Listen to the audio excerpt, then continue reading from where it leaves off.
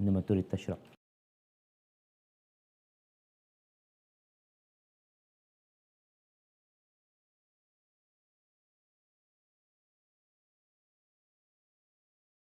Panitia.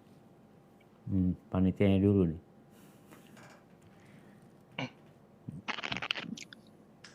Insyaallah Fadil Ustaz. Baik. Assalamualaikum warahmatullahi wabarakatuh. Waalaikumsalam. Alhamdulillahirabbil alamin wassalatu wassalamu ala Rasulillah wa ala alihi wa ashabi wa man tabi'ahum bi ihsanin ila yaumiddin. Yang pertama, marilah kita bersyukur kepada Allah Subhanahu wa taala atas segala nikmat dan karunia yang telah diberikan kepada kita semua.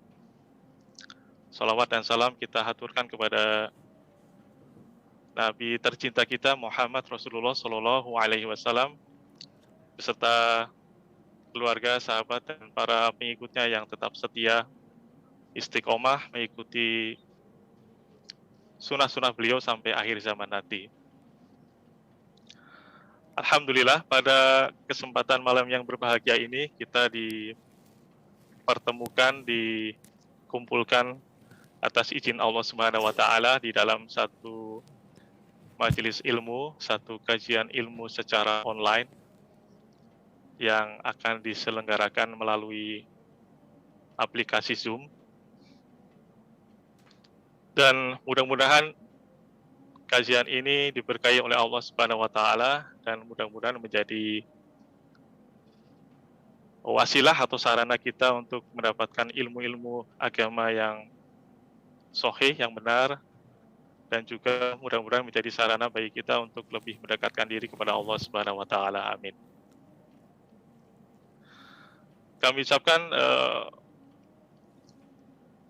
selamat datang kepada rekan-rekan peserta kajian online ini. Ahlan wa sahlan.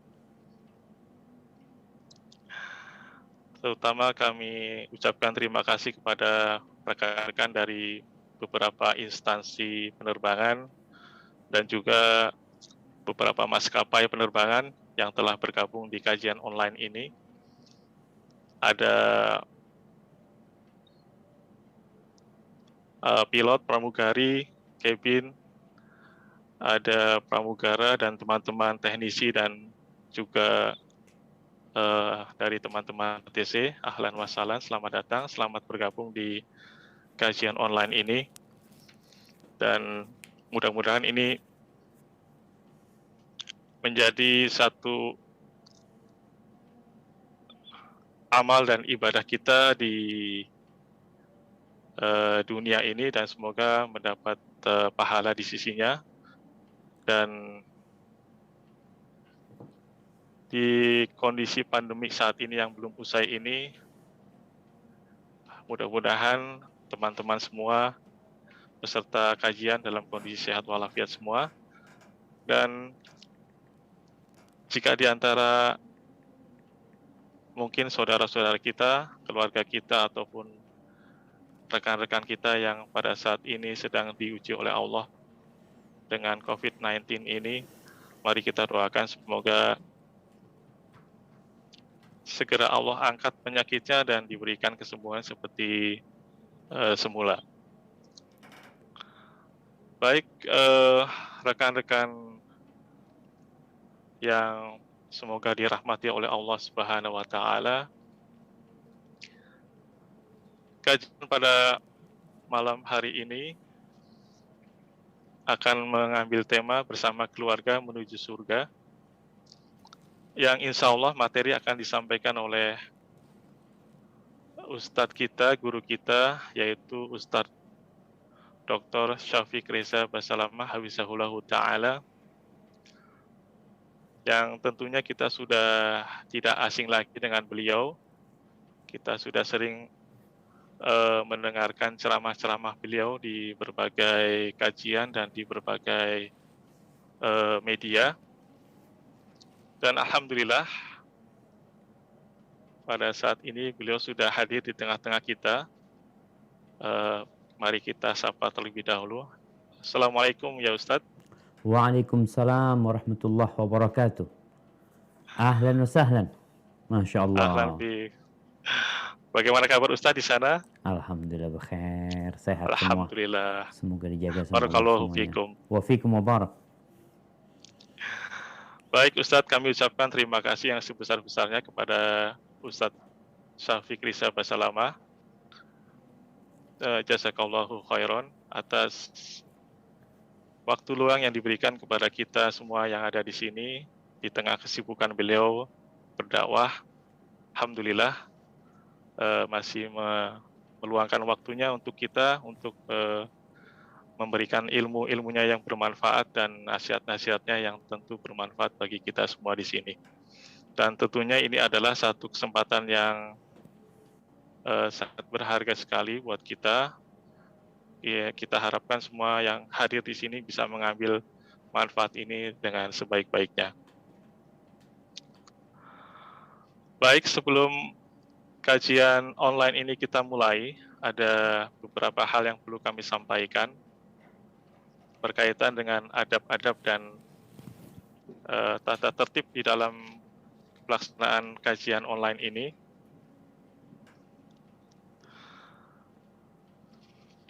Yang pertama, mari kita luruskan niat kita ikhlas karena Allah semata. Kemudian yang kedua, selama kajian berlangsung tidak diperkenankan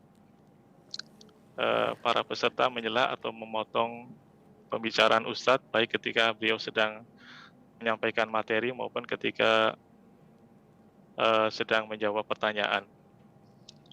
Yang ketiga, peserta diharapkan tetap tenang dan fokus serta bersungguh-sungguh dalam menyimak kajian ini sampai selesai.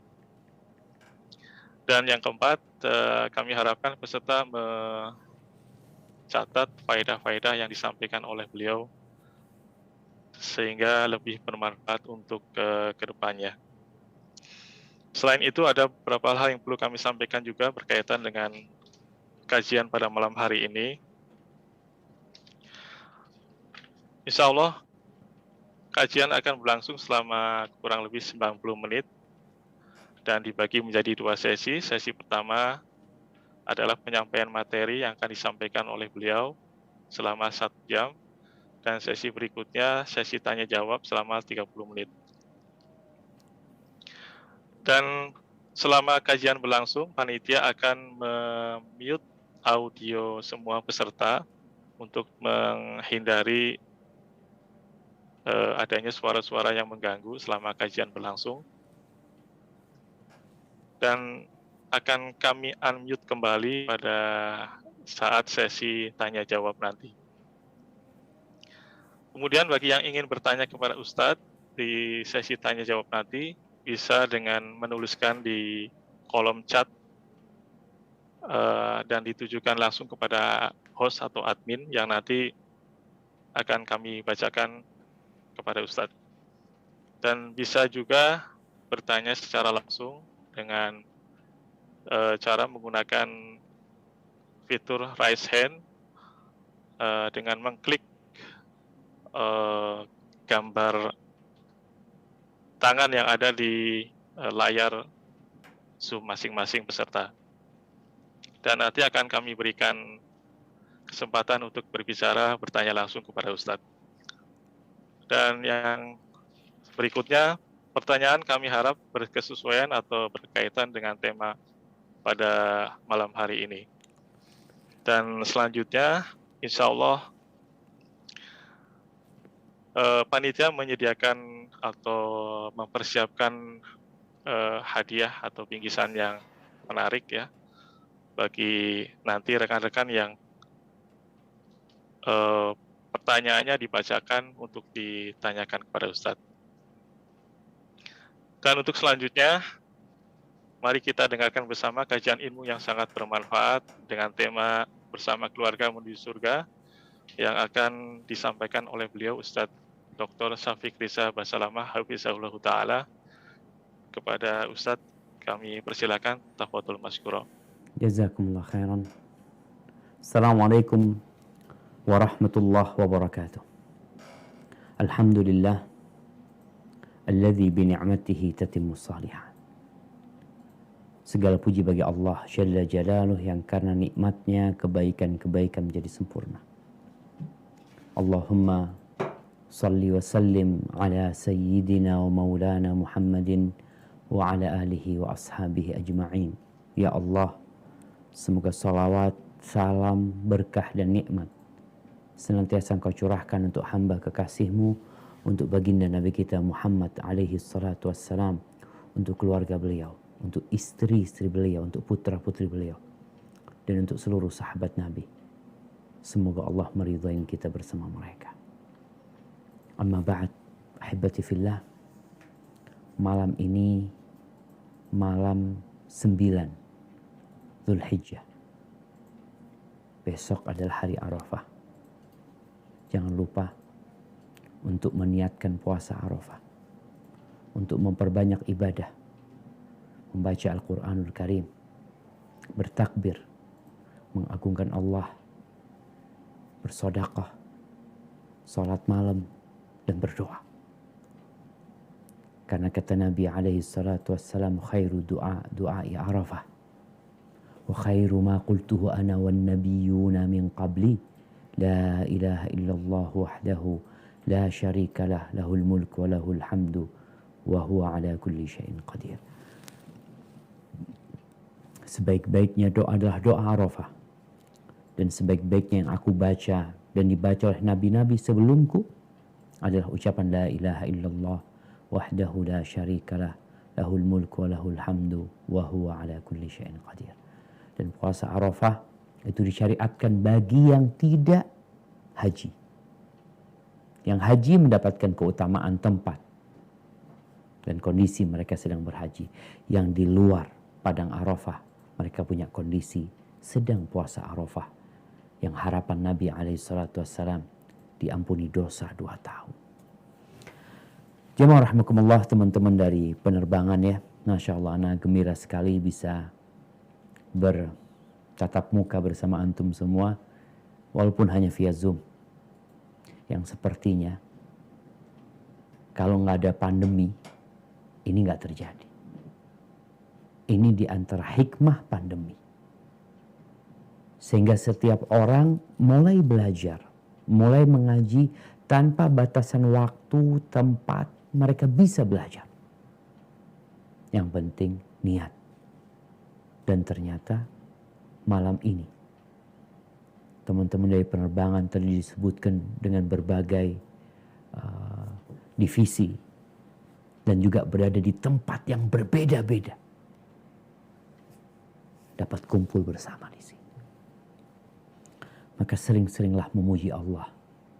Karena sejatinya dalam kondisi musibah pun pujian itu milik Allah Azza wa Jalla. Karena tidak ada yang sia-sia dari apa yang Allah ciptakan. Bicara bersama keluarga menuju surga. Benarkah kita mau masuk surga?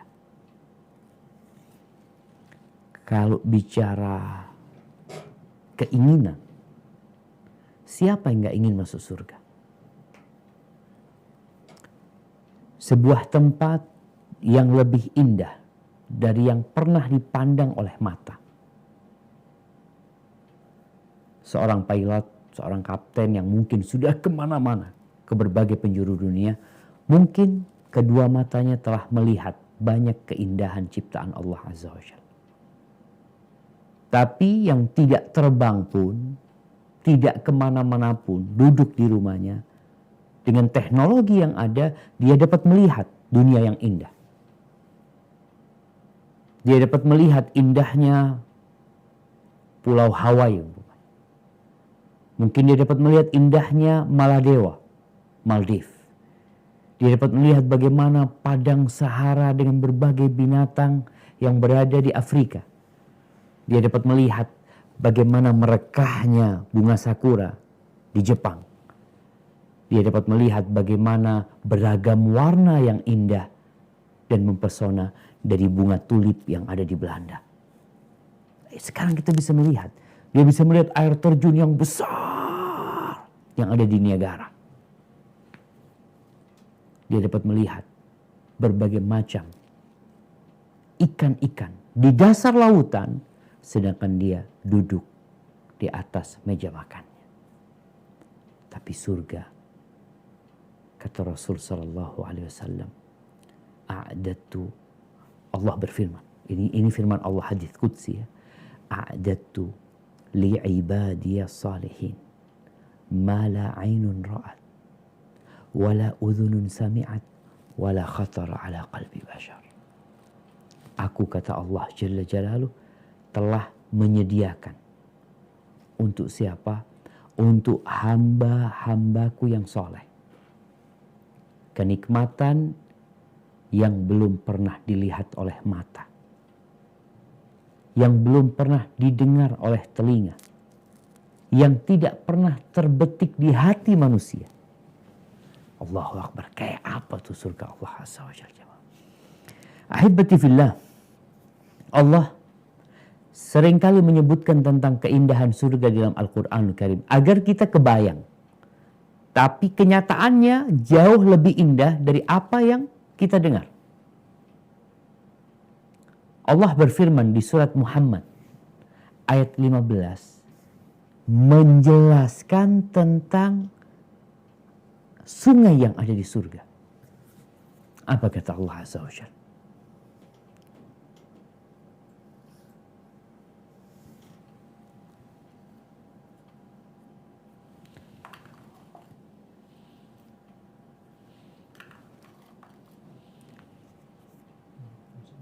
Masih di mute kayaknya.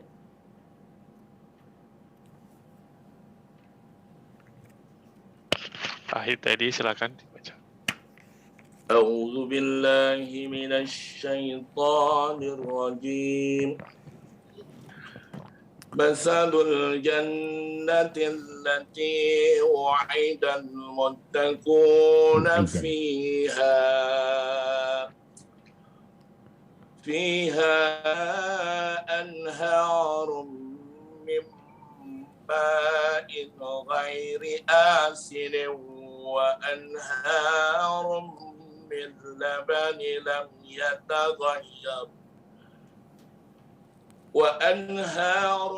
من لبن لم يتغير طعمه وأنهار من خمر لذة للشاربين وأنهار من عسل مصفى ولهم فيها من كل ثمرات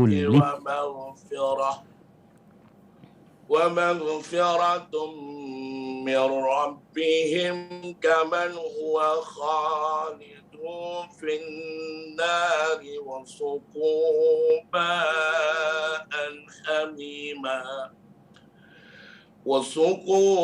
ماء حميما فقطع أمعاءهم.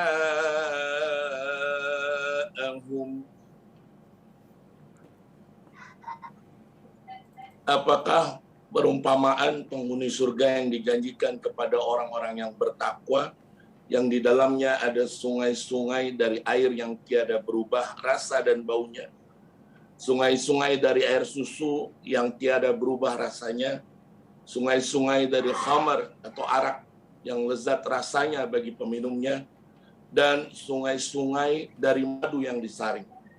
Dan mereka memperoleh di dalamnya segala macam buah-buahan dan ampunan dari Tuhan mereka, sama dengan orang yang kekal dalam neraka dan diberi minuman dengan air yang mendidih sehingga memotong-motong ususnya. Barakallahu fikum. Ini salah satu keindahan yang ada di surga. Ada sungai dari air yang tidak berubah. Kita kalau ngelihat sungai ya, yang bening, jernih, kepingin kita berenang di sana. Dan ternyata di sana ada yang lebih indah dari yang pernah dilihat manusia. Ada sungai dari susu yang tidak berubah. Susu itu kalau dibiarin beberapa waktu rusak. Ini sungainya dari susu. Ada sungai dari arak yang lezat tidak memabukkan. Lezat sekali. Sungai, bukan di botol, tapi di sungai. Kemudian dari madu yang murni dan nikmat rasanya. Dan segala buah-buahan ada di sana. Ahibati fillah, kalau bicara bangunan di surga, orang tuh ketika berkeluarga dia kepingin punya rumah sendiri di dunia. Walaupun kecil nggak apa-apa, yang penting milik sendiri daripada ngontrak. Bagaimana kalau dia punya rumah yang besar? Karena dia berpikir memiliki keluarga yang banyak. Sehingga dia harus berpikir kembali bagaimana mempersiapkan semua itu. Maka ahibati fillah, kalau yang ingin ke surga Allah Azza wa Jalla bersama keluarganya, maka paling tidak engkau harus mempersiapkan diri. Berapa biaya yang harus dikeluarkan? Apa saja syarat dan ketentuan yang harus dipenuhi? Bekalnya apa? Maka kita perlu tahu. Teman-teman yang di penerbangan biasa terbang, selalu bawa tas. Anda lihat yang namanya pilot, co-pilot bawa tas, ya, pramugari semua bawa barang. Dia tahu barang yang dia persiapkan itu untuk berapa hari dia tinggal di sana. Kebutuhan-kebutuhan yang sangat waruri harus dia bawa. Kalau perlu bawa uang, bawa uang. Dan kadang-kala kita melihat para penerbang ini meninggalkan keluarganya. Dia berangkat sendirian. Istrinya ditinggal. Atau suaminya ditinggal. Anak-anaknya nggak diurusin. Kenapa? Anak mau berangkat. Anak mau kerja. Untuk mendapatkan sepiring nasi. Atau lebih dari itu. Kalau untuk sesuatu yang seperti itu saja, kita membutuhkan persiapan. Kita bahkan perlu berkorban. Bagaimana untuk menuju surga Allah Azza wa Jalla yang luasnya arduhas samawati wal ard. Luasnya surga itu seluas langit-langit dan bumi ini. Bumi ini kalau kita lihat di galaksi Bima Sakti hanya titik kecil di tengah jutaan planet dan bintang-bintang. Semuanya nanti itu bakal jadi surga. Seluas langit dan bumi. Namun ternyata jalan menuju ke sana berat. Harus ada yang kita korbankan. Kenapa? Karena Rasulullah sallallahu alaihi wasallam mengatakan huffatil jannah bil makari wa huffatin nar bisyahawat. Surga itu dikelilingi dengan perkara-perkara yang tidak disukai oleh jiwa manusia. Sedangkan neraka itu dipagari dengan semua yang disenangi manusia. Kalau kita mau ke surga, itu harus lewat neraka. Makanya banyak orang yang gak sampai surga. Karena dia tidak mau mengorbankan kesenangannya. Orang kalau mau ke surga, semuanya, sampai para nabi pun, para utusan Allah, kalau mau masuk surga itu harus melewati neraka. Ada sirat yang dibentangkan di atas neraka untuk diseberangi. Allah Azza wa Jalla mengatakan wa in minkum illa wariduha kana ala rabbika hatman maqdiya. Tidak ada satupun dari kalian kecuali akan melewati neraka itu. Sedangkan neraka ini kita suka jemaah dengan pagernya neraka. Sehingga orang kalau nggak tahan diri masuk neraka. Allah Azza wa Jalla menceritakan tentang bagaimana penghuni surga. Kita akan dengar ceritanya penghuni surga. Mereka ngobrol di surga. Gimana sih mereka persiapannya masuk surga gimana? Kita kan kalau sudah ada orang yang survive ya. Kalau bicara sekarang COVID-19. Kalau kita lihat ada orang yang sembuh. Gimana kok bisa sembuh engkau kata dia. Engkau kok bisa selamat. Akhirnya mereka berbagi pengalaman. Allah ceritakan pengalaman ini yang akan terjadi di surga. Bagaimana penghuni surga itu ngobrol di antara mereka lalu menceritakan rahasia mereka masuk surga. Apa kata Allah di surat At-Tur ayat 25 28. Surat At-Tur ayat 25 sampai 28. Nah, silahkan.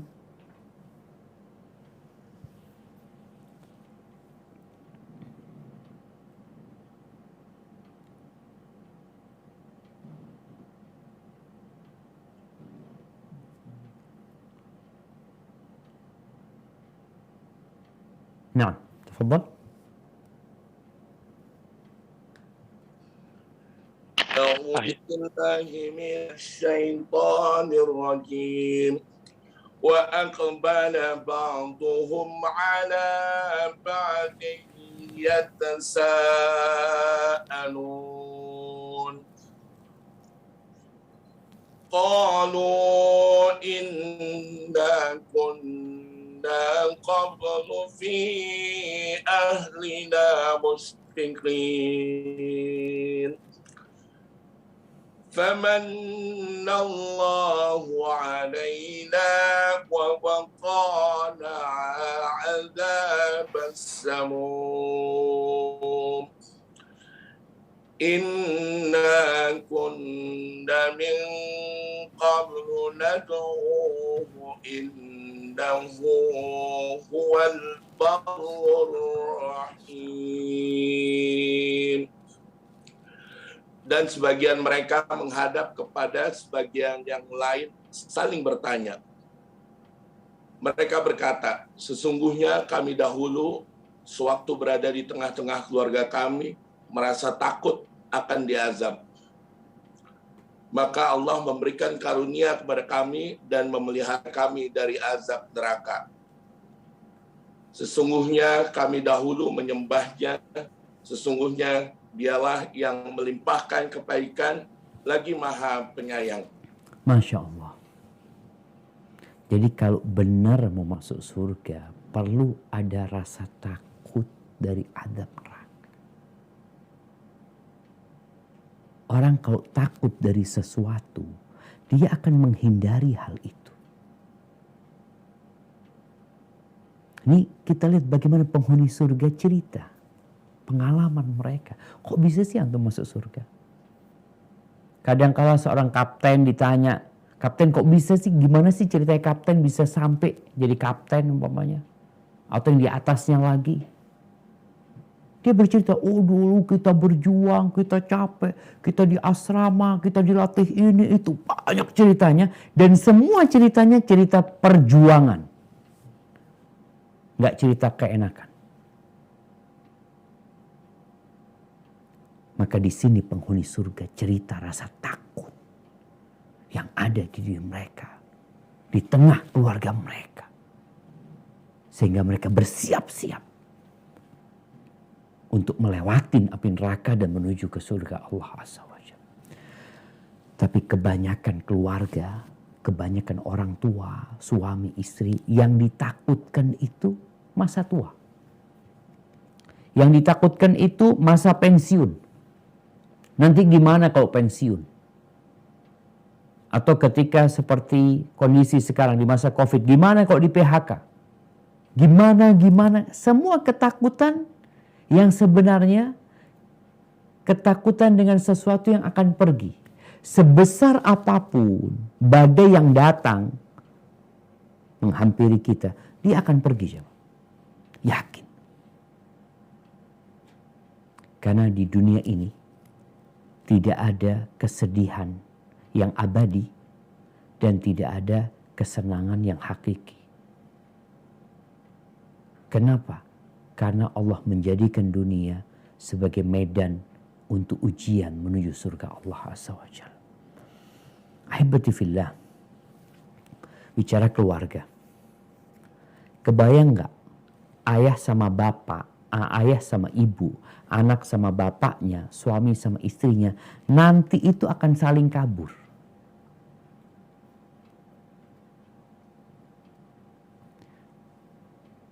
Di surat Abasa, Allah Azza wa Jalla mengatakan, فَإِذَا جَاءَتِ الصَّاخَّةُ. Ketika datang tuh kiamat, apa yang akan terjadi? Yauma yafirrul mar'u min akhi. Orang tuh kabur dari saudaranya sendiri. Nggak ngurusin saudaranya. Nggak menyapa saudaranya. Wa ummihi wa abi. Dia meninggalkan bapak ibunya. Yang selama ini diperintahkan dia untuk berbakti kepada bapak ibunya, untuk menjaga silaturahim dengan saudaranya, dia kabur dari mereka. Wa sahibatihi wa bani. Istri yang kalau pulang kerja, dia datang ke rumahnya disambut sama istrinya, pada hari itu dia akan kabur juga dari istrinya. Wa bani, dan dari anak-anaknya. Padahal selama hidup katanya bekerja buat anak, bekerja buat orang tua, berjuang, berupaya agar mereka hidup layak. Pada hari kiamat, engkau nggak akan peduli sama mereka. Kau bahkan menghindari mereka. Kenapa? Likulli imri'in minhum yawma idzin sya'nu yughni. Semua disibukkan dengan dirinya sendiri. Ahibati fillah, bahkan nanti pada hari kiamat, orang itu siap untuk mengorbankan. Kita bicara kita di Idul Adha bentar lagi mengorbankan domba, mengorbankan sapi dengan harapan Allah menyelamatkan kita dari api neraka. Dengan harapan agar kita tidak diazab sama Allah Azza wa Jalla. Harapan Allah menerima kurban kita nanti pada hari kiamat. Allah Azza wa Jalla di surat Ma'arij mengatakan yubassarunahum yawaddul mujrim law yaftadi min adzabi yaumi idzin bibani. Akan ditampakkan kepada mereka. Mereka saling melihat sama keluarga mereka, bapak sama anak, saling nampak. Pada hari itu orang yang berbuat dosa ingin menebus dirinya dari azab Allah Azza wa Jalla dengan apa? Dengan anaknya sendiri. Padahal di dunia bapak ini siap pasang badan demi anaknya. Anaknya ada masalah, bapaknya di depan. Anaknya mungkin melanggar sesuatu, bapaknya berusaha gimana anaknya selamat. Tapi hari kiamat, anaknya mau dijadikan tebusan. Ini anakku yang diazab, yang penting aku gak diazab. Dia siap mengorbankan anak. Wasahibati, istrinya pun dikorbankan sekali. Gak cukup anakku jadi tebusanku, nih istriku juga. Diadab mereka, yang penting aku selamat. Wa akhi, saudaranya. Gak cukup saudaranya, wa fasilatihi allati tu'wi, bangsanya. 270 juta penduduk Indonesia, nih aku korbankan semuanya asalkan aku selamat. Dia siap melakukan itu. Waman fil ardi jami'an thumma yunji. Bahkan dia siap mengorbankan seluruh penduduk bumi ini. Ada 8 miliar manusia untuk menebus dirinya sendiri. Tapi gak akan pernah itu terjadi. Maka hibati fillah, kita benar-benar harus mempersiapkan diri. Harus ada rasa takut di diri kita. Orang yang takut itu akan berjuang. Tapi kalau ketakutan dia hanya dengan urusan dunia, dengan urusan masa tua, hanya urusan perut dia. Ingat, semua badai yang pernah terjadi di muka bumi ini berlalu. Sebesar apapun. Tapi pada hari kiamat, yang ada fariqun fil jannah wa fariqun fis sa'ir. Satu kelompok di surga, satu kelompok di neraka. Khalidina fiha abada. Kekal selama-lamanya. Maka ahibati fillah, apa yang perlu kita lakukan agar dapat menuju ke surga bersama keluarga kita? Maka niat. Benar enggak engkau niat mau ke surga? Orang tua kalau ngasih nasihat anaknya, nak engkau benar mau kuliah di UI. Benar, saingannya berat loh. Sungguh-sungguh engkau. Biayanya besar. Engkau juga harus meninggalkan keluarga, siap. Engkau hidup di sana, siap. Yang ditanya pertama niat. Karena jangan sampai ayah nanti keluar duit banyak, ternyata engkau nggak niat. Mau masuk surga pun bersama keluarga perlu niat. Rasulullah SAW dalam hadis riwayat Bukhari mengatakan, innamal a'malu binniyat. Wa innama likulli imri'in ma nawa. Faman kanat hijratuhu ila Allah wa rasulihi fahijratuhu ila Allah wa rasulihi. Wa man kanat hijratuhu lidunya yusibuha aw imra'atin yankihuha fahijratuhu ila ma hajara ilaih. Semua amalan itu tergantung dengan niatnya. Dan setiap orang akan mendapatkan apa yang dia niatkan. Barang siapa yang hijrahnya menuju kepada Allah, menuju kepada Rasulnya. Kalau bicara menuju kepada Allah, menuju kepada Rasulnya, berarti harus ada yang harus kau korbankan. Karena ada aturan-aturan Allah yang harus engkau jalankan. Aturan dunia engkau ikutin. Karena engkau punya niat mendapatkan dunia. Aturan Allah seharusnya engkau ikutin. Kalau engkau punya niat menuju kepada Allah dan Rasulnya. Dan Allah akan sampaikan. Kalau niatmu kepada Allah dan Rasulnya, Allah akan mudahkan. Tapi kalau hijrahmu untuk mendapatkan dunia atau wanita, ya sudah, ke sana engkau berangkat. Kepada sesuatu yang fana yang kau bakal tinggalkan, tuh perempuan, secantik apapun. Engkau tahu bagaimana cerita akhir perempuan ini. Kalau umurnya panjang, dia akan jadi tua. Dia akan keriput, dia akan sakit-sakitan, dan dia akan jadi bangkai nantinya. Kalau bicara dunia, sebanyak apapun dunia yang dikumpulkan juga akan ditinggalkan. Maka yang niat bersama keluarga masuk surga, ya niatkan.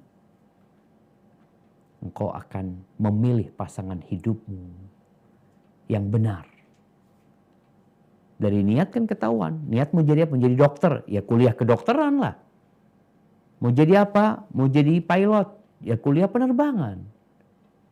Kalau salah, enggak, anak insya Allah mau jadi pilot. Di mana kuliahnya? Di ekonomi. Ekonomi syariah. Ya salah antum. Maka setelah punya niat yang benar, pilih jalannya. Pilih pasangan hidup yang benar. Siapa yang kau jadikan kawanmu menuju ke surga. Perjalanannya panjang loh. Waktunya sejak balik sampai ajal menjemput. Jadi kalau bicara orang kepingin punya rumah di surga. Sholat tuh yang 12 rakaat. Rawatib. Sehari, nggak sehari. 2 hari, nggak 2 hari. Kapan? Sampai mati. Dijalanin tuh. Yang ingin mendapatkan hal itu. Dijagain. Perjalanannya panjang. Kalau kawanmu tidak sehati denganmu, maka selesai. Tengah jalan bubar. Atau bisa jadi engkau yang maunya ke surga, ketarik sama dia bukan ke surga. Ke neraka. Dan kita melihat keluarga-keluarga yang nggak tahu mau kemana sebenarnya. Bapaknya di mana, ibunya di mana, anaknya jadi apa? Maka tolong, kalau benar niatmu ke surga, pilih pasangan hidupmu yang memang layak ke surga. Yang tahu jalan ke surga. Yang punya bekal ke surga. Rasul SAW mengatakan tunkahul mar'ali arba. Perempuan dinikahin karena 4 hal. Karena kecantikannya, karena kekayaannya, karena nasabnya, karena agamanya. Fadfar bidzatid din taribat yadak. Kalau engkau ingin selamat, ingin beruntung, cari yang agamanya baik. Kenapa? Ini nih kawan ke surga. Yang perempuan juga kayak gitu. Engkau nikah sama siapa? Kenapa engkau pilih dia? Oh, memang ana memilih dia Ustaz kepingin hidup nyaman. Di dunia bukan di surga. Iya. Dia kaya, dia tampan, seorang pejabat. Engkau ingin apa? Aku ingin hidup nyaman di dunia. Ya udah kan, tergantung niatnya. Sedangkan Nabi SAW memberikan arahan. Kalau mau ke surga, beliau mengatakan sallallahu alaihi wasallam, "Idza ja'akum man tardawna dinahu wa khuluquhu fa'ankihu." Apabila datang kepada kalian seorang laki-laki yang agama dan akhlaknya kalian ridhoin, nikahkan. Kawinkan dia. Wa illa, kalau enggak, takun fitnatun fil ardi wa fasadun arid. Yang akan terjadi kekacauan di muka bumi. Kerusakan yang besar sekali. Kita bayangin ya, Indonesia ini hanya kumpulan rumah tangga. Hanya kumpulan rumah tangga. Dari satu RT dulu bagaimana manusia, bahkan dulu dari Nabi Adam dan Hawa, hanya 2 manusia, sekarang menjadi 8 miliar manusia. Dari sini pula kita perbaikin. Nabi memberikan arahan. Kalau orang yang agamanya kalian senangi, akhlaknya kalian ridhoin, nggak dikawinkan karena pertimbangan kalian urusan fulus, urusan yang lainnya, maka yang akan terjadi kerusakan, rusak bumi ini.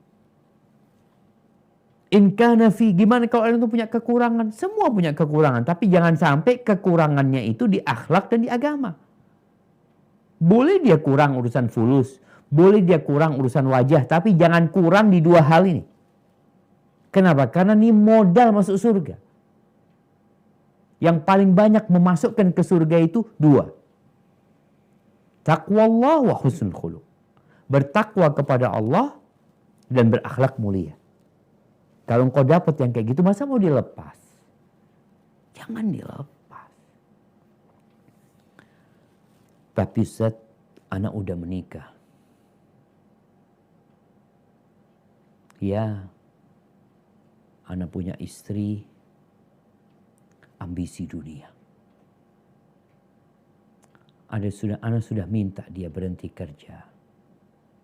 Supaya fokus ngurusin anak-anak. Biar anak yang bekerja. Dengan harapan kita punya anak-anak yang soleh, soleha, yang berbakti kepada orang tua, yang dapat mendoakan orang tua, tapi istri nggak mau. Atau sebaliknya, sang istri wanita soleha, dia di rumah mempersiapkan anak-anaknya, mengajar anak-anaknya, cuma Ustaz, nih bapaknya nggak sholat. Wallahi na'udzubillah. Kelakuan bapaknya nggak benar, marah-marah sama anak-anak, tidak mendukung anak-anak untuk soleh-soleha. Apa yang harus dilakukan suami? Harus dilakukan istri ketika itu. Udah terjadi nih, udah jadi rumah tangga, apalagi udah ada anak-anaknya. Maka perlu menyamakan visi dan misi kembali. Jadi kadang-kadang dalam perjalanan, awalnya udah jalannya bareng. Oke, mau ke surga, bismillah. Siapa yang gak mau ke surga? Di tengah jalan, kok kayaknya jalannya gak karu-karuan. Orang pada jalan lurus, kita udah mulai belok kiri, nanti balik lagi ke kanan, nanti belok kiri lagi. Takut kita lagi belok kiri, gak sempat balik lagi ke jalan ke surga. Maka perlu adanya, apa namanya?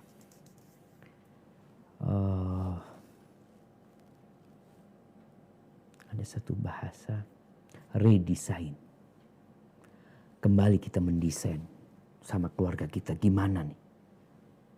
Kita desain kembali hidup kita. Mau kemana kita nih? Perlu duduk kadangkala suami istri. Kadangkala terjadi keributan dalam rumah tangga ya karena beda visi dan misi. Oke, duduk. Kenapa? Sang istri mengatakan, Ustadz, anak punya suami nggak kenal halal haram sudah sekarang. Kerjaannya yang apa aja pokoknya dapat duit dan Masya Allah banyak fulusnya Ustadz. Nah, gimana? Jadi mau ke surga. Maka perlu duduk kembali. Rasulullah SAW, bayangkan Nabi kita Muhammad SAW. Setelah bertahun-tahun menikah dengan istri-istrinya. Beliau pernah mendiamkan istrinya selama 1 bulan. Dalam rangka apa? Mempersiapkan diri untuk ke surga. Kadangkala jemaah, ada kuda yang dipuasakan. Ada kuda yang memang dikarantina untuk persiapan, untuk lomba. Ini bini-bini kadangkala perlu didiamin. Iya. Rasulullah SAW memboikot istrinya. Rasulullah SAW orang yang paling pengasih, yang penyayang, yang paling baik di muka bumi ini pernah mendiamkan istrinya 1 bulan. Nih mak-mak tolong dengerin. Nggak diurusin istri. Beliau tinggal di satu tempat di dalam kebun. Ternyata istri-istrinya menuntut urusan dunia. Lebih dari yang seharusnya Nabi berikan kepada mereka. Mereka ribut urusan dunia. Maka akhirnya turun firman Allah di surat Al-Ahzab ayat 28-29. Untuk mendesain kembali hidup ini apa nih? Mau kemana nih? Nah, silahkan dibaca di surat Al-Ahzab ayat 28-29. A'udzu billahi minasy syaithanir rajim. يا أيها النبي قل لأزواجك إن كنتن تردن الحياة الدنيا وزينتها فتعالين أمتعكن وأسرحكن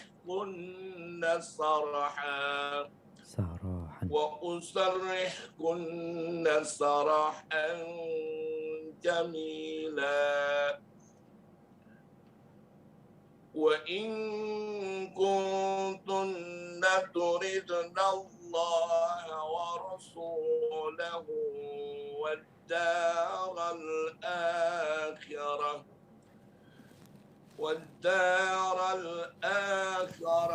فإن الله أعد للمحسنات منكن أجرا عظيما.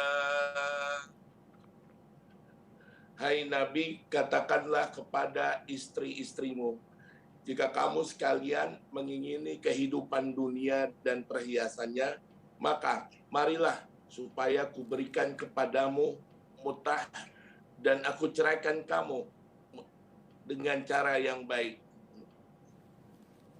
Dan jika kamu sekalian menghendaki keridhaan Allah dan Rasul-Nya serta kesenangan di negeri akhirat, maka sesungguhnya Allah menyediakan bagi siapa yang berbuat baik di antaramu pahala yang besar. Subhanallah. Nih, Nabi memanggil istrinya satu persatu untuk mendesain ulang mereka. Gimana? Katakan kepada istri-istri.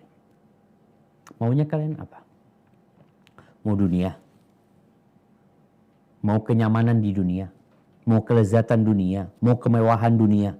Udah, kemari kalian. Aku akan kasih mut'ah. Mut'ah itu kayak model pesangon. Kasih duit, kasih kesenangan. Fadhal. Terus gimana? Selamat tinggal. Kita bisa baik-baik. Kita nggak bisa melanjutkan perjalanan bersama. Kenapa? Udah beda arah. Kalau ambisi harus satu. Tujuan harus satu. Loh Ustaz, emangnya nggak boleh menikmati dunia? Nggak jadi tujuan. Nggak boleh dunia jadi tujuan. Kalau bicara kesenangan dunia, boleh kita menikmati dunia. Tapi nggak boleh jadi tujuan. Nggak boleh jadi ambisi. Iradah, keinginannya dunia. Ya udah selamat tinggal. Kalau kita dapat dunia, dapat fulus, ya fadl dinikmatin. Tapi jangan menjadi tujuan hidup kita. Maka Nabi SAW mengatakan, kalau tujuan kalian, keinginan kalian dunia, selamat tinggal. Nggak bisa kita bersama-sama. Pisah, cerai. Nggak ada masalah. Tapi dengan cara yang baik-baik, udah.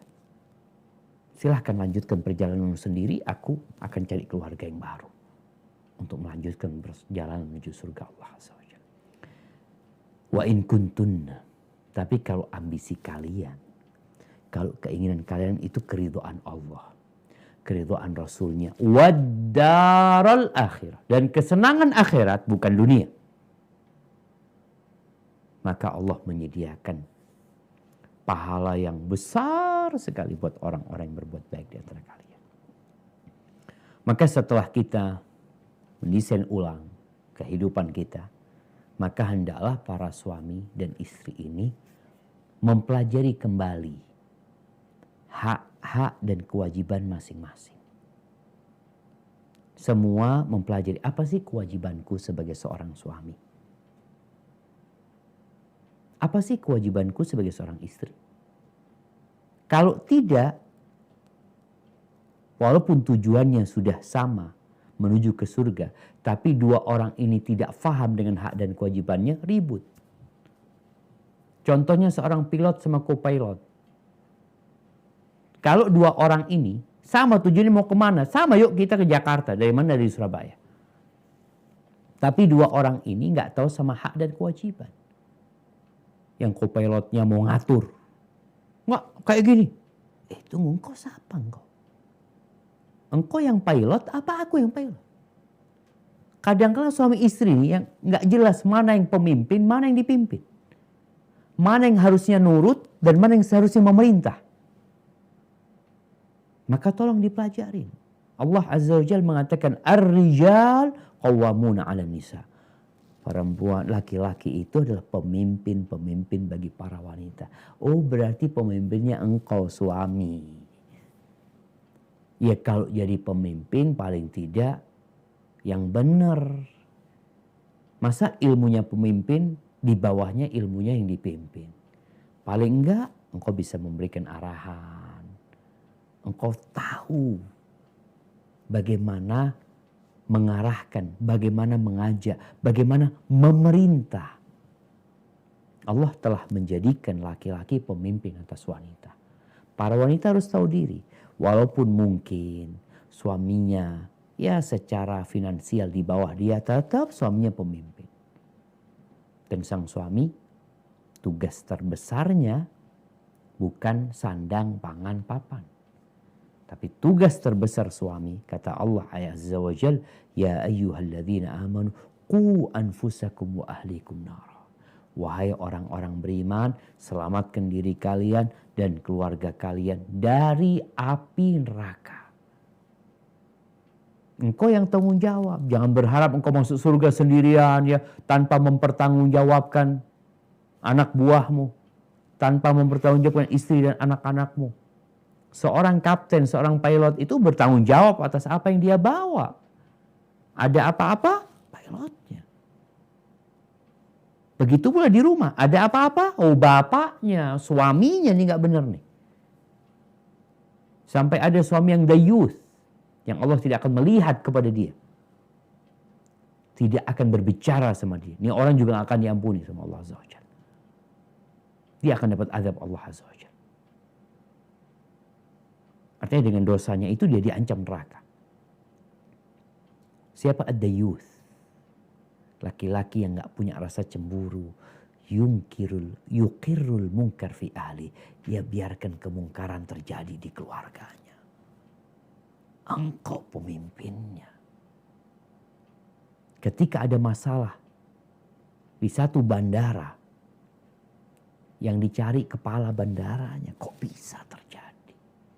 Oh, anak gak tahu kok bisa terjadi. Engkau yang tanggung jawab.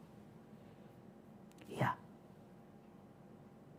Bagaimana seorang Kapolres dicopot gara-gara ada satu kesalahan di salah satu wilayahnya. Kenapa? Engkau pemimpin.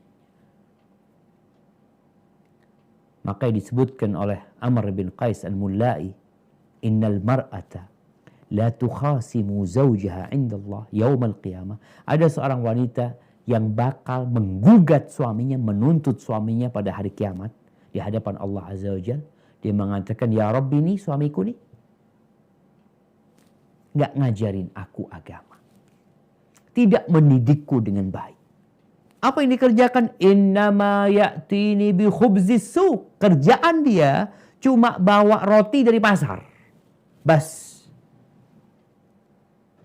Ini kerjaan suami, sandang pangan papan. Jadi mesin pencari uang saja. Berangkat pagi, keluar, malam dapat fulus, kasih istrinya.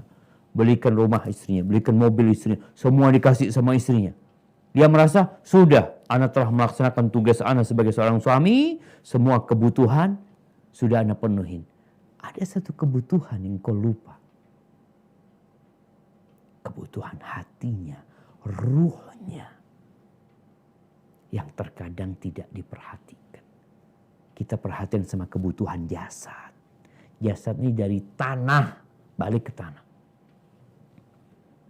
Maka para suami harus tahu dengan kewajibannya. Para istri juga harus tahu apa sih kewajiban dia. Dengarkan, taat, patuhi suami. Kalau tidak terjadi ini, istri nggak taat, namanya pesawat itu, kalau co-pilotnya nggak taat, mungkin bisa berantem di kokpit itu. Berantem di sana, satu pesawat amburadul. Makanya kadangkala yang jadi korban itu anak-anak. Nggak tahu anaknya jadi apa. Gara-gara dua orang ini tidak paham dengan hak dan kewajiban. Ya, juga kita harus paham. Nggak ada yang sempurna. Oleh karena itu Rasul SAW menganjurkan agar kita melihat kepada kelebihan pasangan kita, bukan melihat kepada kekurangannya. Yang salah diperbaikin, yang kurang dilengkapin. Tapi perlu ada saling memaafkan.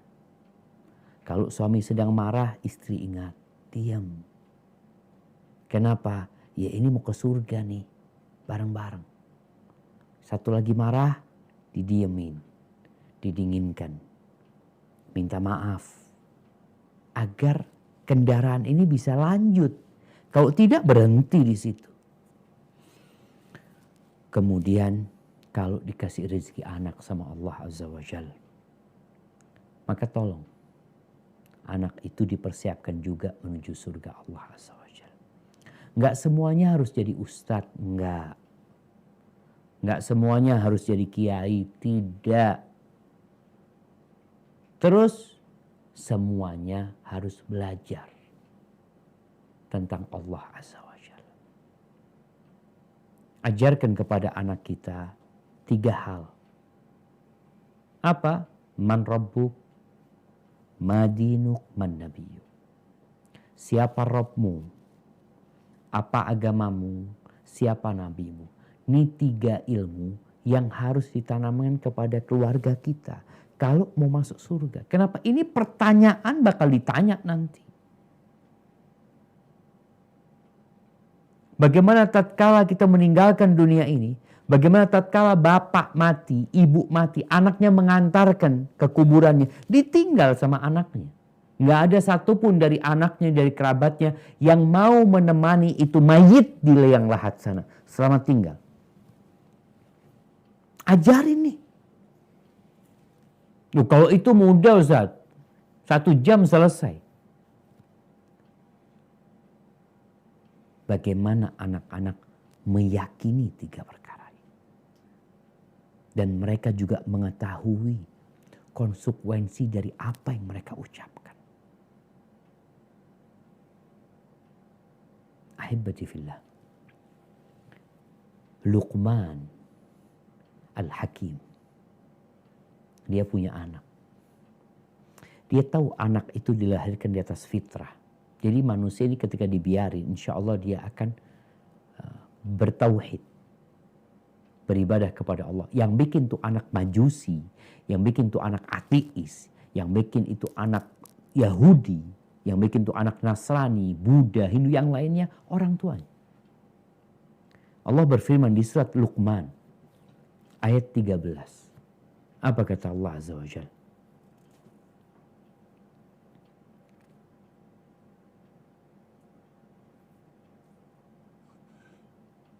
أعوذ بالله من الشيطان الرجيم وإذ قال لقمان لابنه وهو يعظه يا بني لا تشرك بالله إن الشرك لظلم عظيم. Dan ingatlah ketika Luqman berkata kepada anaknya pada waktu ia memberi pelajaran kepadanya, "Hai anakku, janganlah kamu mempersekutukan Allah. Sesungguhnya mempersekutukan Allah adalah benar-benar kezaliman yang besar." Subhanallah jemaah. Kita sering mengingatkan anak kita, hati-hati sama corona. Pakai masker, jaga jarak, cuci tangan.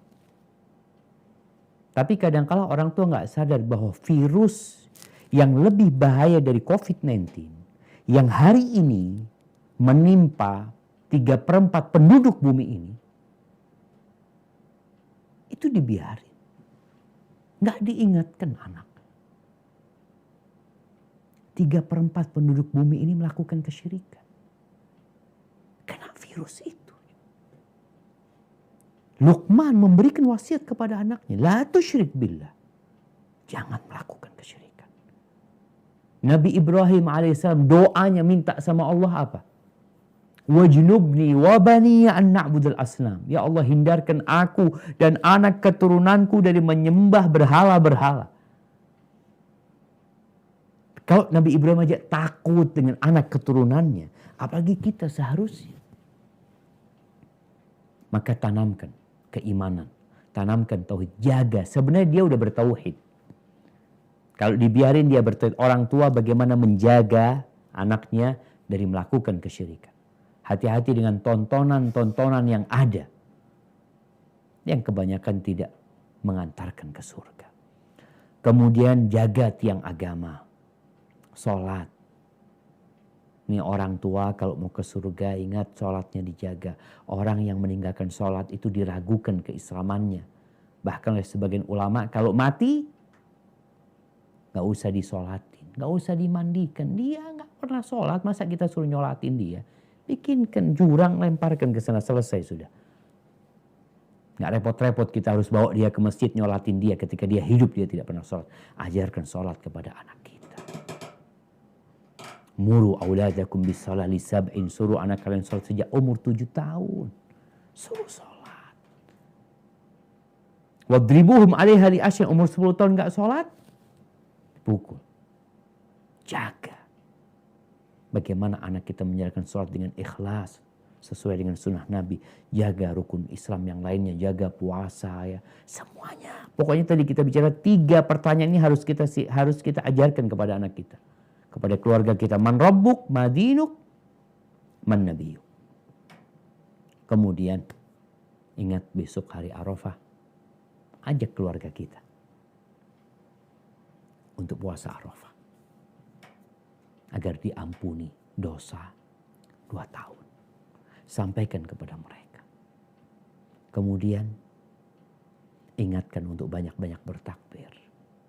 Di Idul Adha juga sampaikan yang punya rezeki, ayo korban. Ayahnya berkorban, ibunya mungkin punya juga berkorban. Daripada kelak pada hari kiamat dia hendak mengorbankan anaknya, mengorbankan bapak ibunya, mengorbankan semua penduduk bumi ini demi menyelamatkan dirinya dari api neraka. Kita sekarang masih berada di dunia, kesempatan untuk menebus diri kita ada. Maka insya Allah dengan cara seperti itu, semoga kita bersama keluarga dapat menuju ke surga bersama-sama. Hadza wallahu a'lam bissawab. Itu yang dapat Anda sampaikan, kurang lebihnya mohon maaf. Anda kembalikan ke moderator. Jazakumullah khair. Jazakallahu khairan wa barakallahu fikum atas materi dan tausiah yang sangat bermanfaat yang telah Ustadz sampaikan. Dan sebelum kita memasuki sesi tanya jawab, ingin kami sampaikan sekali lagi terima kasih kepada rekan-rekan kru yang telah berpartisipasi bergabung di kajian online ini, baik dari maskapai domestik maupun internasional. Kami mencatat di sini ada beberapa rekan kami yang dari ada Garuda, Citylink, Lion, Batik, kemudian Wings, ada dari SIJ, Sriwijaya, John Lin, Deraya, Demonim, Sriwijaya, Qatar, Emirates, dan Fitjet. Jazakumullahu khairan, barakallahu fikum. Untuk selanjutnya, marilah kita memasuki sesi tanya jawab. Bagi rekan-rekan yang ingin bertanya, dipersilakan. Dan untuk pertanyaan awal, kita bacakan yang sudah masuk melalui pertanyaan tertulis, Ustadz. Nah.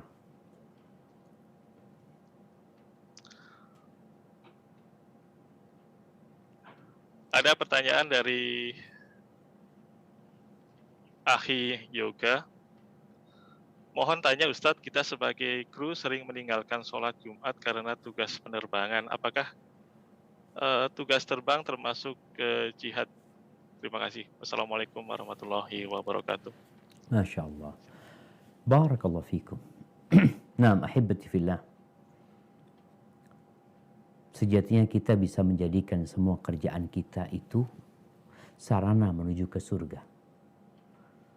Tinggal niat kita dan pekerjaan yang kita lakukan. Rasul SAW pernah bersama para sahabatnya melewatin seorang pemuda yang sedang bekerja. Dedikasi kerjanya sangat menakjubkan. Dan pemuda ini juga gagah. Para sahabat radhiyallahu ta'ala anhum mengatakan, laitahu kana fi sabilillah. Andai kata tenaganya, upayanya, badannya itu untuk di jalan Allah gitu loh. Bukan untuk cari fulus ini.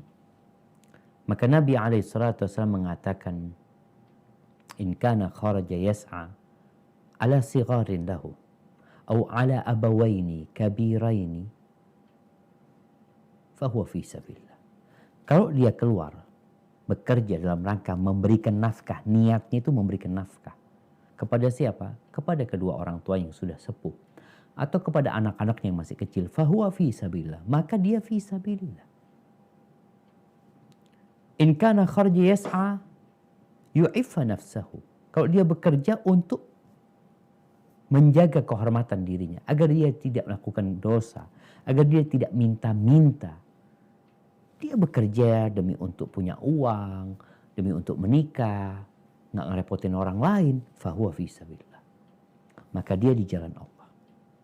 Tapi in kana kharaja riyaan wa mufakhar. Kalau dia keluar bekerja dalam rangka riya, pamer, berbangga-banggaan, punya ini hanya untuk ganti handphone, hanya untuk ganti mobil, hanya untuk berbangga-banggaan dan pamer dengan apa yang dia miliki, fahuwa fi sabili syaitan. Maka dia di jalan syaitan. Maka teman-teman yang kerja, yang pertama niatnya. Kerja buat apa? Kebutuhan dunia, ahlan. Tapi kalau sudah di atas kebutuhan, yaitu untuk gaya hidup, untuk pamer, maka kadangkala ya bukan jihad, tapi di jalan syaitan. Tapi kalau sampai dikatakan tadi, meninggalkan sholat Jumat, ada kondisi-kondisi yang diperbolehkan meninggalkan Jumat. Contohnya musafir. Kalau memang dia dalam perjalanan, dia musafir, boleh. Memang dia nggak diwajibkan sholat Jumat pada waktu itu. Jadi nggak ada masalah. Dia gantikan dengan sholat zuhur. Dan seorang musafir juga boleh mengqashar atau disyariatkan mengqashar dan boleh menjama. Silahkan, nggak ada masalah. Tapi kalau sudah stay, kalau sudah mukim, maka mau nggak mau dia punya kewajiban untuk melakukan sholat Jumat. Jadi itu sholat yang nggak boleh ditinggalkan kecuali ada halangan. Hadza wallahu a'lam bishawab. Jazakallahu atas jawabannya Ustadz. Pertanyaan berikutnya dari Rian dari Maskapai Garuda. Bismillah, izin bertanya, apakah ada perbedaan cara dalam mendidik anak perempuan dan laki-laki dari kacamata syariat? Jazakallahu khairan. Silakan Ustaz. Masya Allah, barakallahu fiik. Ya ahibati fillah. Kita tahu laki-laki nggak sama perempuan. Allah mengatakan walaysa dzakaru kal untha. Laki-laki dan wanita itu nggak sama. Siapapun yang kita tanya sebenarnya, mereka akan menjawab ya nggak sama lah. Ada aktivis gender yang ingin menyamakan keduanya. Di dalam agama kita, secara hak dan kewajiban, mereka itu di pandangan agama sama. Mereka punya hak masuk surga yang sama. Mereka punya kewajiban, tapi secara detail ada perbedaan. Kenapa? Karena menyesuaikan dengan diri mereka. Kalau kita lihat sholat, dalam agama kita, perempuan yang datang bulan nggak sholat. Kenapa? Itu kasih sayang Allah kepada para perempuan. Perempuan dan disyariatkan sholat berjamaah. Sholat sendiri dia. Tafadhol.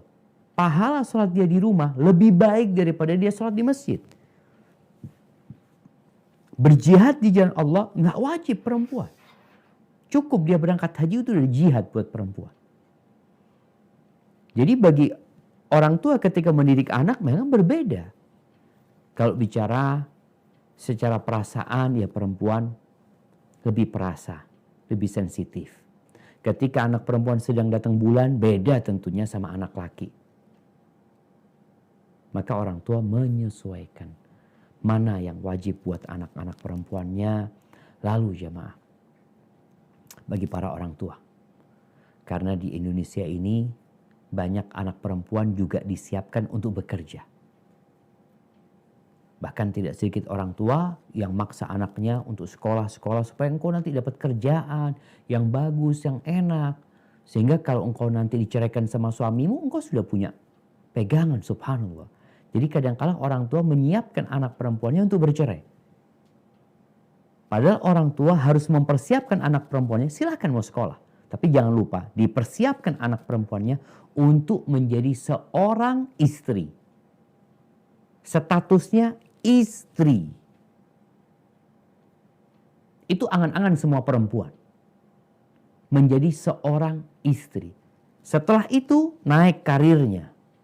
Dari istri menjadi seorang ibu.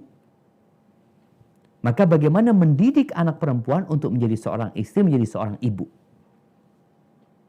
Kenapa? Karena kita lihat seorang bapak dan ibu yang memiliki anak perempuan.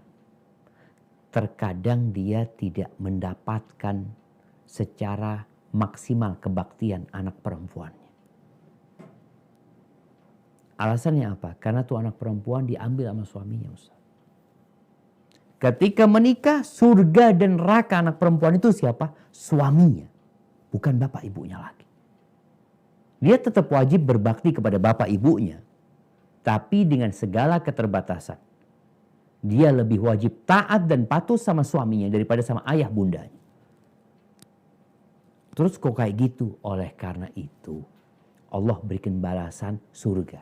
Siapa yang punya anak 2 atau punya adik perempuan 2, 3 yang dia didik dengan baik, dengan benar, kemudian dinikahkan, maka anak perempuan itu akan menjadi benteng yang menyelamatkan orang tuanya dari api neraka. Anak laki nggak kayak gitu. Engkau mau punya anak 10 anak kaki nggak bisa jadi benteng seperti anak perempuan 2 atau bahkan 1, insya Allah itu dapat menyelamatkan orang tuanya dari api neraka. Kenapa? Karena orang tua kalau punya anak laki, tetap anak laki itu kewajiban berbaktinya sama orang tuanya tidak terbatasi dengan istrinya. Nggak ada dia harus izin istri. Ana mau kasih bapak ya, harus izin istri. Ana mau ke rumah ibu ya, harus izin istri. Nggak ada. Maka tetap full orang tua itu dapat kebaktian anak lakinya. Beda sama anak perempuan. Sehingga dalam mendidik anak perempuan, itu tadi dilihat secara kondisi anak perempuan itu mau jadi apa. Sehingga ke sana orang tua mengarahkan. Bekerja silahkan. Selama sesuai dengan bimbingan syariat, tidak melalui syariat, tapi harus tahu. Engkau bakal menjadi istri. Ayah ingin engkau menjadi seorang ibu buat anak-anak. Maka ini yang perlu dipersiapkan untuk mereka. Nafkah, kewajiban para suami. Hadza wallahu a'lam bishawab. Jazakallahu khairan atas jawabannya Ustadz. Selanjutnya kita beralih ke pertanyaan secara langsung. Sudah ada beberapa yang ingin bertanya langsung. Silakan kepada Ahi Adam Perdana untuk menyampaikan pertanyaannya kepada Ustadz. Bisa di-unmute speakernya.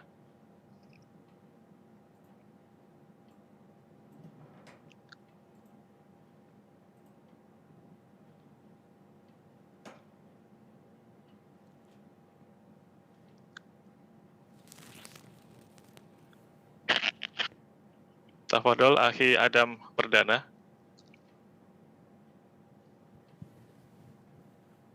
Nah, kayaknya belum di-unmute sama Adam.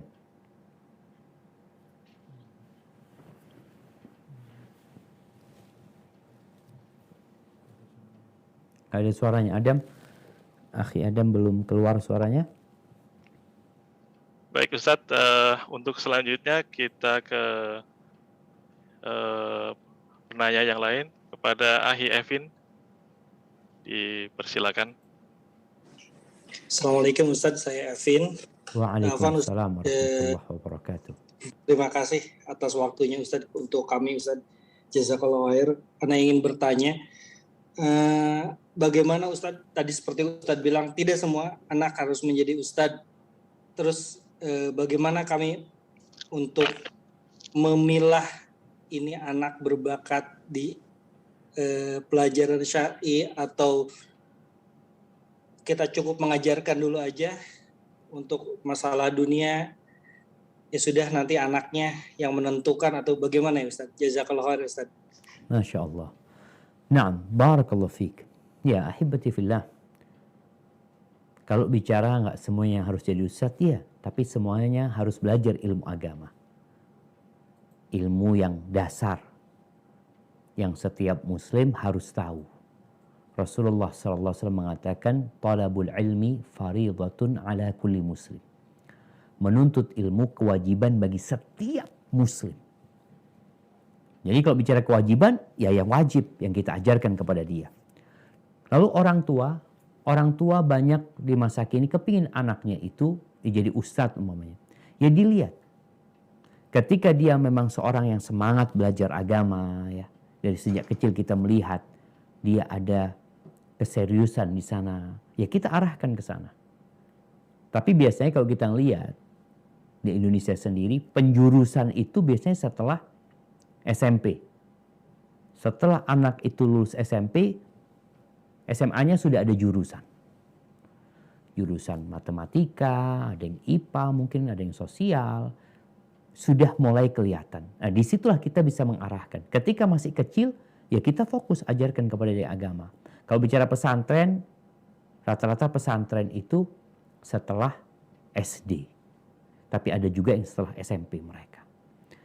Setelah itu orang tua dapat berkomunikasi sama anaknya. Nah, engkau itu kepingin kemana? Kalau ayah sih kepinginnya seperti ini. Karena udah gede, udah bisa ngobrol sama orang tuanya. Maka dilihat kalau ternyata anak itu kecondongannya ke ilmu duniawi.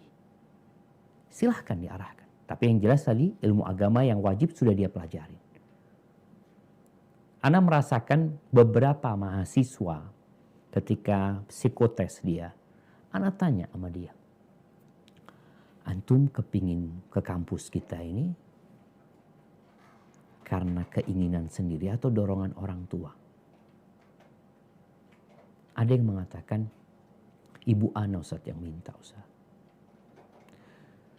Dia cerita macam-macam, sedangkan ana itu kepingin jadi dokter kata dia. Atau jadi apa waktu itu. Ada yang kepingin jadi dokter. Akhirnya ana ngomong, boleh ana telepon ibu antum. Telepon nama ibunya. Ana ngomong sama ibu. Ibunya kepingin anaknya jadi Ustaz. Ana ngomong alhamdulillah anaknya ibu penurut ibu. Dia disuruh ibu, dia datang. Dia taat sama ibunya. Tapi yang dikhawatirkan, dia nggak serius di sini.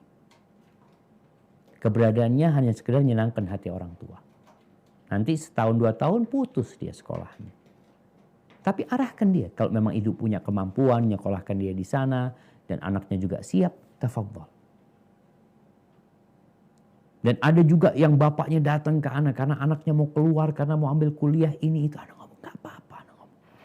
Yang penting anaknya udah belajar agama dengan baik.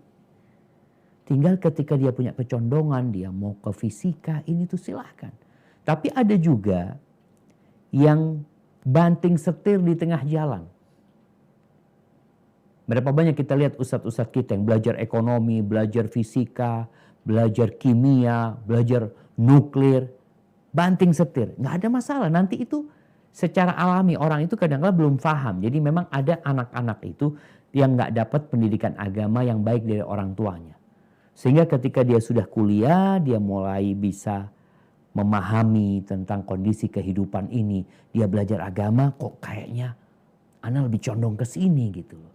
Maka dia akhirnya meninggalkan kuliah dia belajar agama. Maka orang tua kalau sudah ngaji, alhamdulillah, dia sudah bisa memberikan arahan kepada anaknya sejak mulai kecil. Tapi kan ada kelebihan anaknya di bidang apa. Kalau bicara dia matematikanya bagus Ustaz, ya ke agama pun diperlukan matematika. Ada ilmu faraid, kita ingin dia menjadi ahli waris. Ahli ilmu waris ya. Sehingga bermanfaat buat dunia dan akhiratnya insyaallah. Hadza wallahu a'lam bissawab.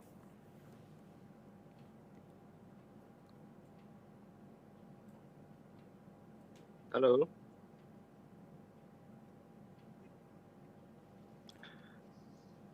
Jazakallahu khairan Ustaz atas jawabannya, semoga bisa dipahami oleh yang bertanya.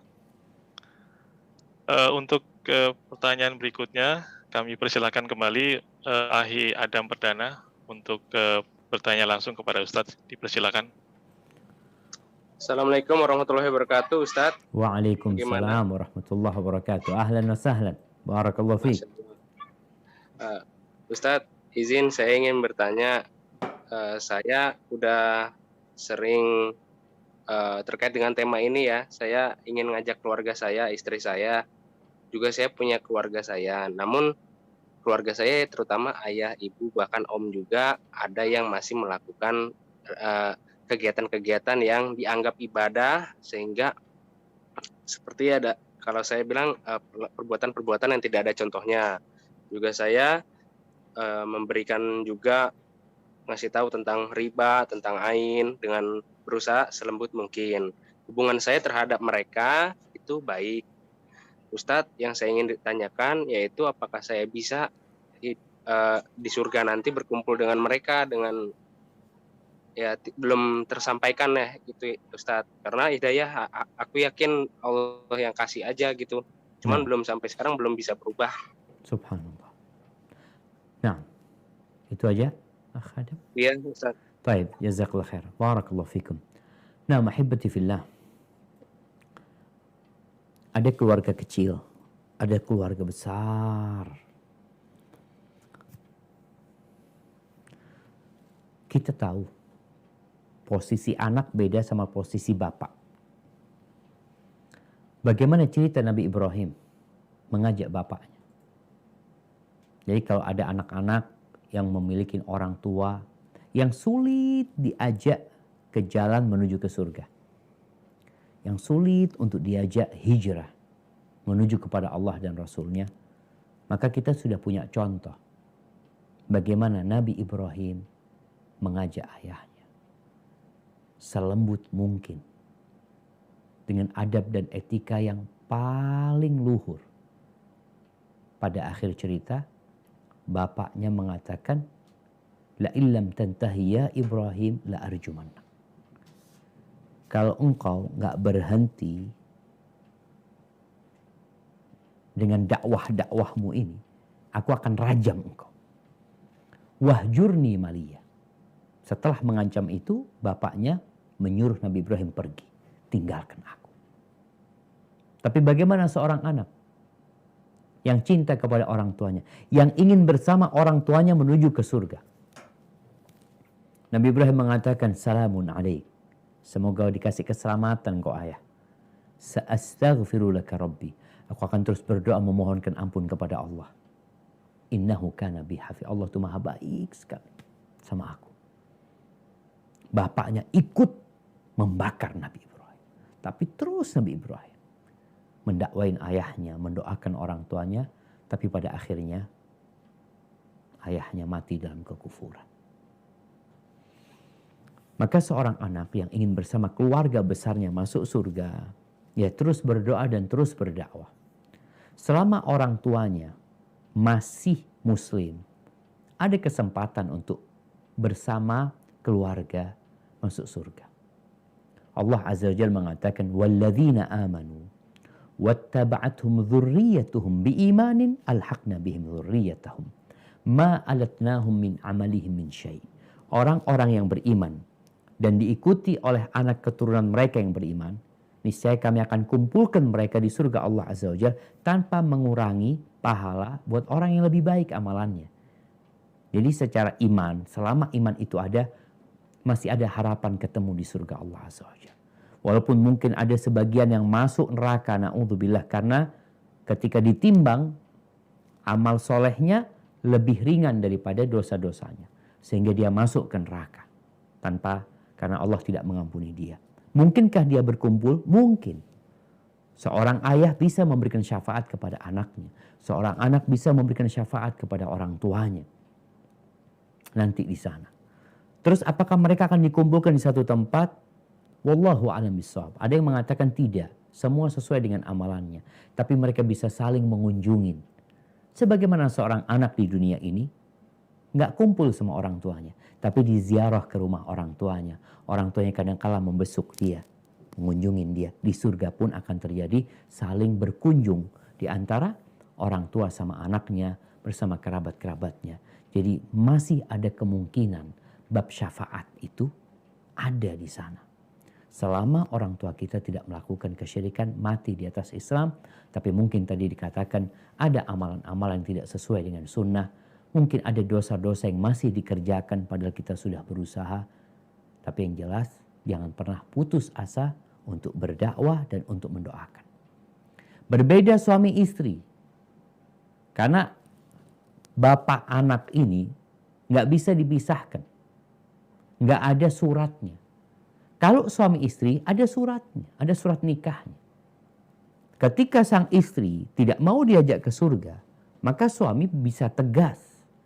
Bahkan bagaimana tadi kita membaca di surat Al-Ahzab ayat 28-29, Nabi ngasih pilihan kepada istrinya, engkau mau ke surga atau enggak? Enggak mau ya sudah. Kalau bicara mau secara lisan iya. Tapi ketika perbuatannya tidak sesuai, maka kadangkala perceraian jadi solusi. Kenapa? Karena suami akan dimintain pertanggungjawaban nanti tentang istrinya. Ini di saat memang nggak memungkinkan. Tapi kalau masih bisa diperbaiki, ya terus diperbaiki. Hadza wallahu a'lam bishawab. Jazakallahu khairan Ustaz atas jawabannya. Kita beralih ke pertanyaan tertulis. Ada pertanyaan dari Ahi Putra. Ustadz izin bertanya, seorang lelaki bertanggung jawab pada saat di akhirat terhadap ibu, istri, saudara perempuan, dan anak perempuan. Pertanyaan saya, apakah saudara perempuan dan anak perempuan akan tetap jadi tanggung jawab kita meskipun sudah menikah? Bukankah mereka harusnya menjadi tanggungan suami mereka? Jazakallahu khairan, Ustaz. Masya Allah. Naam, barakallahu fiik. Ahibati fillah. Kalau bicara bertanggung jawab, iya dia bertanggung jawab. Hanya saja ada masa-masa tadi anaknya menikah. Orang tua akan dimintain pertanggungjawaban di masa anak itu belum menikah. Karena di bawah tanggung jawab orang tua full. Ketika anak itu menikah, tetap itu anaknya. Tapi ada yang lebih bertanggung jawab lagi, yaitu suaminya. Terkadang orang tua ini memang di masa anak itu bersama orang tuanya, nggak diurusin dengan benar. Sehingga jadi tanggung jawab orang tua. Anak dulu nggak ngajarin sholat sama anak-anak anak. Anak dulu nggak ngajarin anak-anak itu untuk mulai berhijab ya. Anak perempuan anak. Anak juga dulu urusan puasa nggak terlalu peduli sama anak-anak seperti itu. Tapi dia udah nikah. Berarti kan ada masa yang dia bakal ditanya sama Allah ketika menjadi tanggung jawab dia. Ketika menikah menjadi tanggung jawab suaminya. Akan tetapi bukan berarti putus. Orang tua memerintahkan kepada kebaikan, mencegah kemungkaran. Ketika dia tahu anaknya nggak sholat, oh itu kan sudah tanggung jawab suami. Nah, tapi tetap engkau seorang bapak, bila melihat kemungkaran, kita jangan ngelihat kemungkaran anak kita. Kita melihat kemungkaran yang lainnya. Kita punya tugas mencegah kemungkaran tersebut. Ima dengan tangan kita, kalau nggak mampu dengan lisan kita, kalau nggak mampu maka dengan hati kita. Rasulullah SAW ketika Fatimah sudah menikah, radhiyallahu taala anha, Nabi itu masih membangunkan Fatimah bersama Ali untuk sholat malam. Masih. Kenapa? Tetap anaknya gitu. Tadi kita sampaikan, nggak ada ceritanya putus sebenarnya. Hanya ada peralihan tanggung jawab, yang lebih tanggung jawab adalah suaminya. Seperti itu. Tapi kalau suami istri ketika terjadi perceraian selesai. Bicara kakak sama adik, ya juga dia melihat. Itu adik dia. Ketika adiknya umpamanya nggak sholat walaupun sudah menikah, adiknya melakukan kemaksiatan, ya sebagai seorang abang, dia tetap berusaha untuk memberikan nasihat. Walaupun sekali lagi, tanggung jawab terbesar tentunya suaminya pada waktu itu. Hadza wallahu a'lam bishawab. Nah.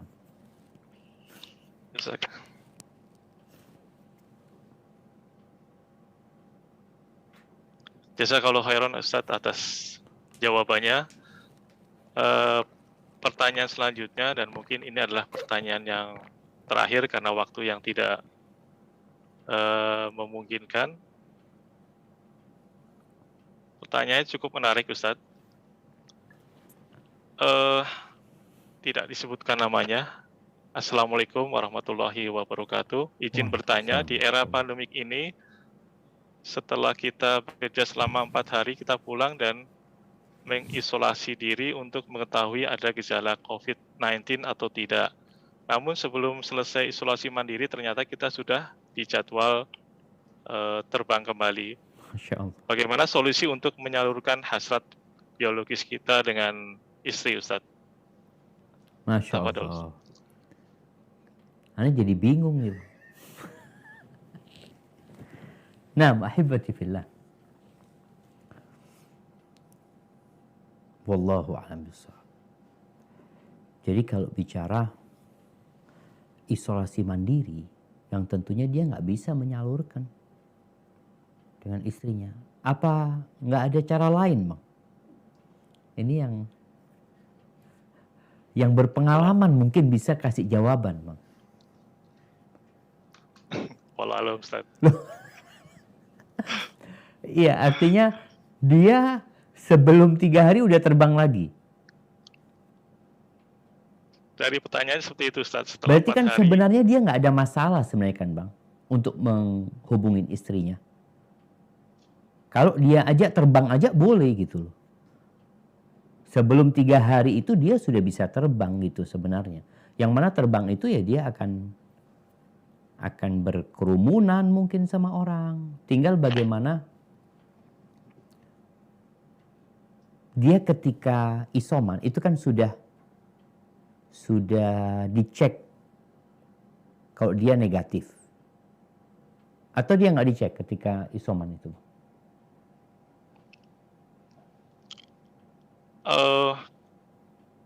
Di sini disebutkan setelah pulang beliau mengisolasi diri untuk mengetahui ada gejala COVID-19 atau tidak. Mungkin setelah belum selesai isolasi mandirinya ternyata sudah dijadwal kembali. Berarti mungkin beliau terdeteksi positif mungkin Ustaz. Terus gimana berangkat lagi dia positif dia, Bang?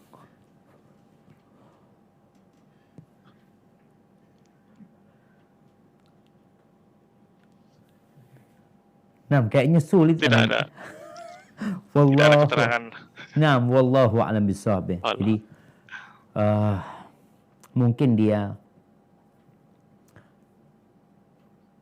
perlu puasa.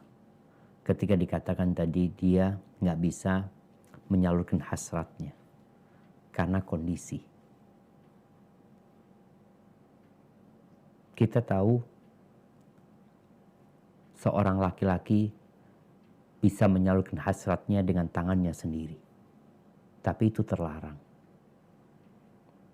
Maka mungkin bisa dengan cara dia berpuasa, menahan syahwatnya, memohon kepada Allah Azza wa Jal. Kalau memang dia nggak bisa untuk menghubungi istrinya. Wallahu a'lam bishawab.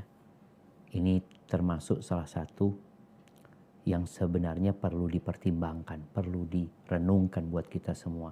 Salah satu tujuan pernikahan itu adalah menyalurkan hasrat kita. Nggak ada alasan buat laki-laki berzina, tidak ada alasan berzina. Mau istrinya nggak nurut, mau istrinya udah tua, ini nggak ada alasan berzina. Karena Allah membolehkan bagi dia menikah lebih dari 1, 2, 3, 4. Dan Nabi SAW memberikan arahan bila seorang laki-laki melihat perempuan yang membuat hasratnya itu bangkit. Nabi SAW mengatakan falyarji ila ahli, pulang ke rumahnya. Itu yang punya istri. Yang nggak punya istri, maka mau tidak mau dia harus menahan diri dengan berpuasa ya. Seperti itu. Jadi wallahu a'lam bishawab. Yang jelas kalau dikatakan mungkin berpikir untuk menyalurkan hasratnya dengan onani, kita tahu onani itu pendapat yang rajih, terlarang ya. Kecuali dalam kondisi terpaksa mungkin. Wallahu a'lam bishawab. Barakallahu fikum. Nah. Jazakallahu khairan. Barakallahu fikum Ustadz. Dan nampaknya pertanyaan tadi adalah pertanyaan yang terakhir karena waktu yang tidak mengizinkan kita. Alhamdulillah sudah 1,5 jam lebih kita menyimak nasihat-nasihat dan ilmu dari beliau. Sekali lagi kami ucapkan jazakallahu khairan kepada Ustadz Dr. Syafiq Riza Basalamah hafizahullah ta'ala. Semoga Allah selalu menjaga beliau dan keluarga beliau. Dan kami ucapkan terima kasih juga kepada tim yang telah membantu terlaksananya acara ini. Dan terima kasih juga kami ucapkan kepada seluruh peserta atas partisipasinya dan atensinya. Tidak semua pertanyaan tidak bisa kami bacakan karena keterbatasan waktu. Dan semoga kita bisa bertemu di lain waktu, di kajian-kajian yang lain dan di tema-tema yang lain. Saya mewakili panitia dan seluruh panitia, mohon maaf jika ada kesalahan dan kekurangan dalam kajian ini. Dan untuk hadiah yang tadi kita sampaikan, bagi penanya yang tadi disebutkan pertanyaannya, nanti akan dihubungi oleh admin atau panitia. Baik, mari kita tutup pertemuan atau kajian pada malam hari ini dengan doa kafaratul majelis. Subhanakallahumma wa bihamdika asyhadu an la ilaha illa anta astaghfiruka wa atubu ilaik.